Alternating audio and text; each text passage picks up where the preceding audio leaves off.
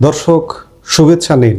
এই মুহূর্তে কথা বলতে চাই রাষ্ট্রপতি শাহাবুদ্দিনকে কেন সরাচ্ছে না বিএনপি, 1 বছর রাখার পেছনে কোন মাস্টার প্ল্যান। বাংলাদেশের রাজনীতিতে এখন সবচেয়ে বড় রহস্যের নাম রাষ্ট্রপতি মোহাম্মদ শাহাবুদ্দিন। জুলাই সন্ত্রাসের পরবর্তী নতুন বাংলাদেশে যেখানে আওয়ামী লীগ সরকারের প্রতিটি চিহ্ন মুছে ফেলার দাবি উঠেছে, সেখানে আওয়ামী লীগ সরকারের মনোনীত রাষ্ট্রপতিকে কেন আরও অন্তত 1 বছর পদে বহাল রাখতে চায় বিএনপি?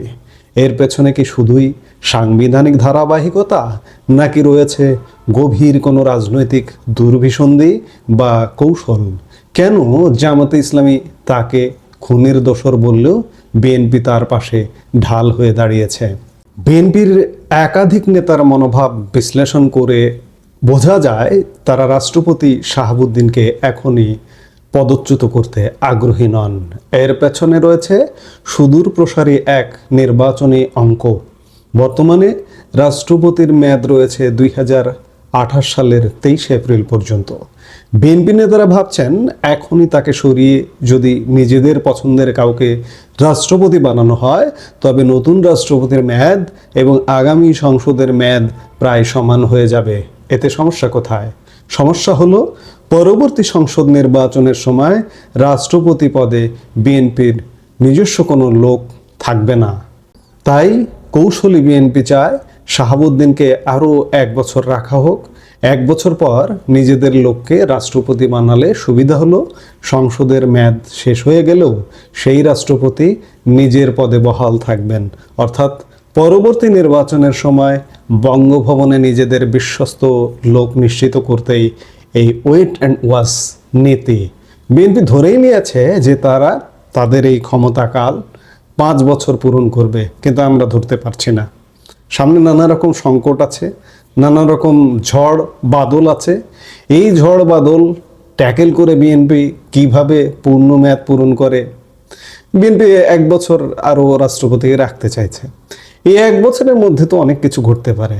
দেখুন, রাষ্ট্রপতি নিয়ে অবস্থাটা এখন এমন দাঁড়িয়েছে, জামাত রাষ্ট্রপতির অপসারণ চায়, সেই সাথে জামাতি আওয়ামী লীগ, এরা তো আসলে আওয়ামী লীগ না, জামাতি আওয়ামী লীগ, ছদ্মবেশী আওয়ামী লীগ অনলাইনে আছে, তারাও রাষ্ট্রপতির অপসারণ চায়। 1 বছর ধরে নিলাম রাষ্ট্রপতি যদি থাকেন, দেশে যদি একটা টালমাটাল পরিস্থিতি তৈরি হয়, আবারও একটা অভ্যুত্থান হয়, অভ্যুত্থান হওয়াটা অস্বাভাবিক কিচ্ছু না। সেই সময় যদি আওয়ামী লীগের রাষ্ট্রপতি থাকে, তাহলে বেনিফিটটা কিন্তু আওয়ামী লীগ পাবে। কিন্তু এই যে অনলাইন জামাতি আওয়ামী লীগরা এই জিনিসটা বোঝেন না, যার কারণে তারাও জামাতের সুরে সুর মিলিয়ে রাষ্ট্রপতির অপসারণ চায়।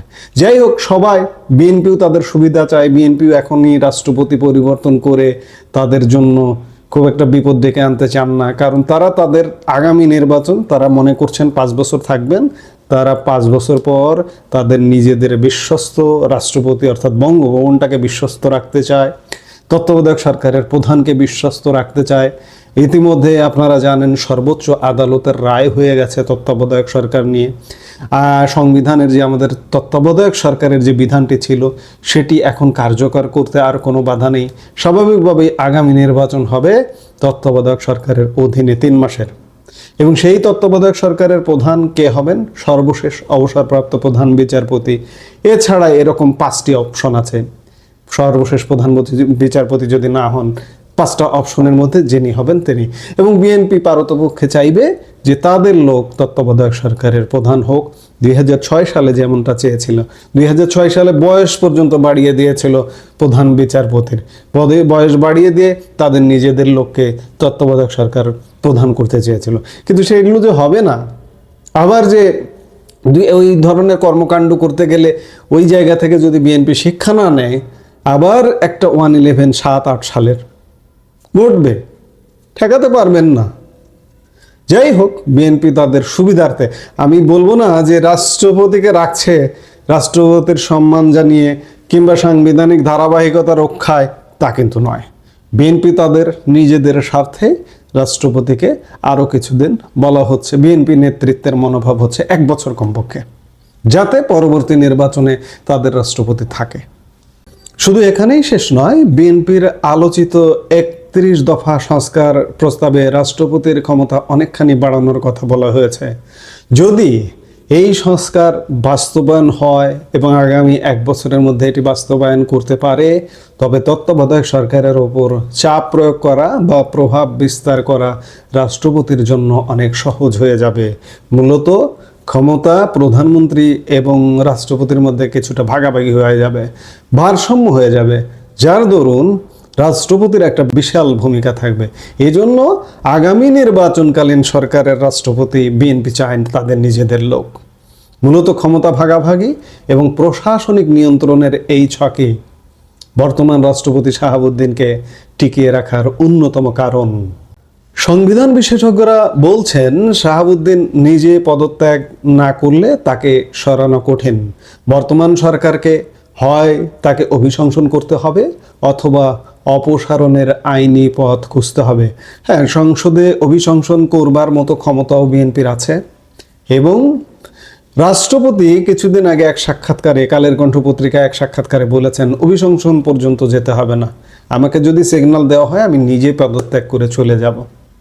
এখন কি ঘটবে, সেগুলো ঘটবে কিনা, অভিশংসনও ঘটবে না, রাষ্ট্রপতি পদত্যাগও করবে না, কিংবা শেষ দিকে এসে 1 বছর পরে রাষ্ট্রপতির মেয়াদ যখন প্রায় শেষ হয়ে যাবে তখন 1 বছর পরে বিএনপি বলতে পারে, কিংবা মেয়াদ পূরণ করতেও দিতে পারে।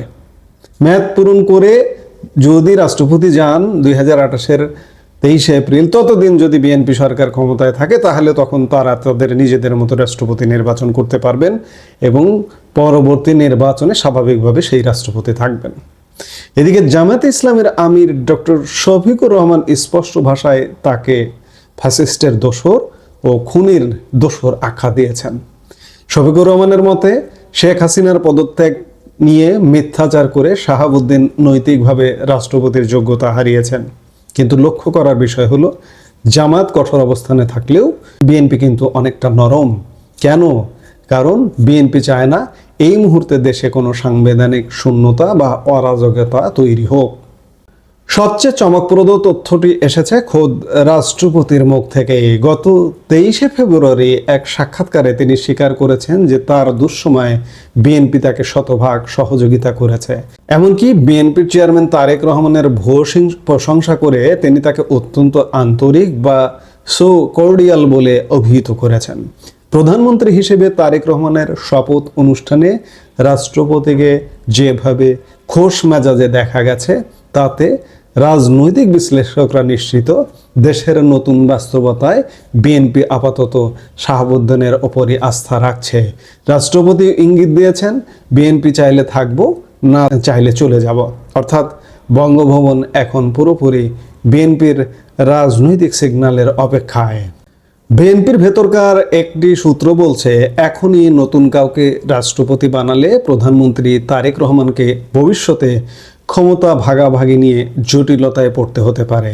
2বারের বেশি প্রধানমন্ত্রী না হওয়া কিংবা একই ব্যক্তি দল ও সরকার প্রধান না হওয়ার যে সংস্কার প্রস্তাব নোট অফ ডিসেন্ট রয়েছে, তাতে রাষ্ট্রপতি ও প্রধানমন্ত্রীর ক্ষমতার ভারসাম্য রক্ষা করা জরুরি।